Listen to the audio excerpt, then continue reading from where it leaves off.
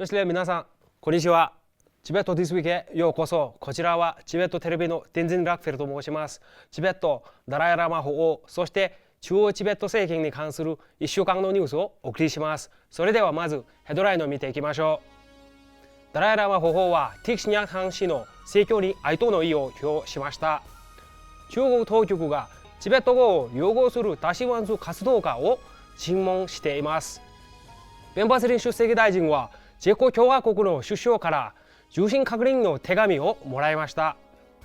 チベット亡命議会の議員らは第73周年インド共和記念日式典に出席しました。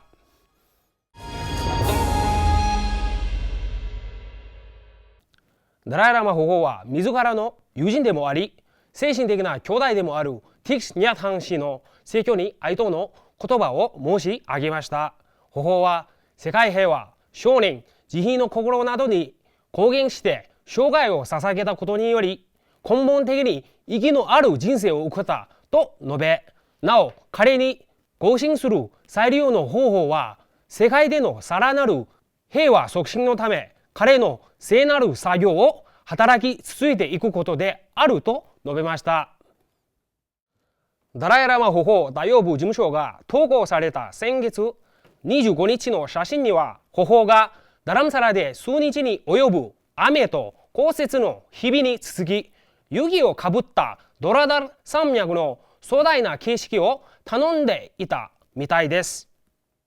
ダラムサラを拠点とする人権及び民主のためのチベット研究所によりますと、チベット語を擁護する多神湾族活動家は今月18日、ツイッタータイトルのウェイボーのポストでは、チベットの伝統的州のキグド優秀軍の警察庁では、彼はほぼ3時間審問されたことを明らかにしました。中国憲法及び地域的民族自治法が保障されるチベット語や文化の保護かつ促進することに失敗したため、地元の中国関係者らに対して訴訟を起こしようとするという犯罪で5年間の実刑判決後、2021年1月28日に釈放されました。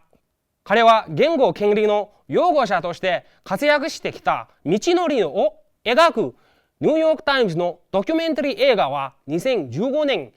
11日にリリースした後、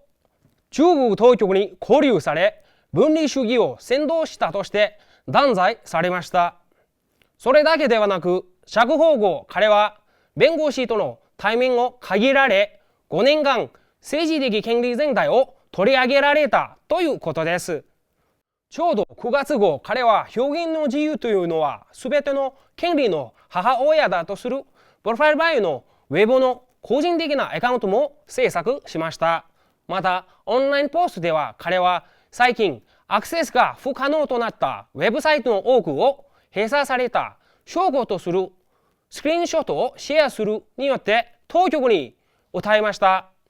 ポストには中国憲法に祀っている権利も記載されていました。チベット人を中国化する中、チベットで中国語を尊厳に促進したり、反チベット政策の下で地元の関係者に対して疑問を訴えたり、チベット語の促進のために働いてきたりする文化的指導者と活動家たちに当国を言い渡し続けている苦しい状況です。2021年11月に選出されたチェコ共和国の新首相を迎えるベンバスリン出席大臣の召喚に対して、チェコ政府の事務局はピーター・フィアラ首相を代わりに大臣に感謝の意を表明しました。首相官邸が送った召喚はダライ・ラマ法王とワシュラフ・ハベル元首相との生涯の友情によりチベット人とチェコ人の深い絆を強調しました。ハベル元首相は法律の支配、人権、民主主義、そして自由などの私たちの愛情の価値観の促進に基づいた双方の政治家の一産に沿うチェコ政府のコミットメントも再び明らかにしました。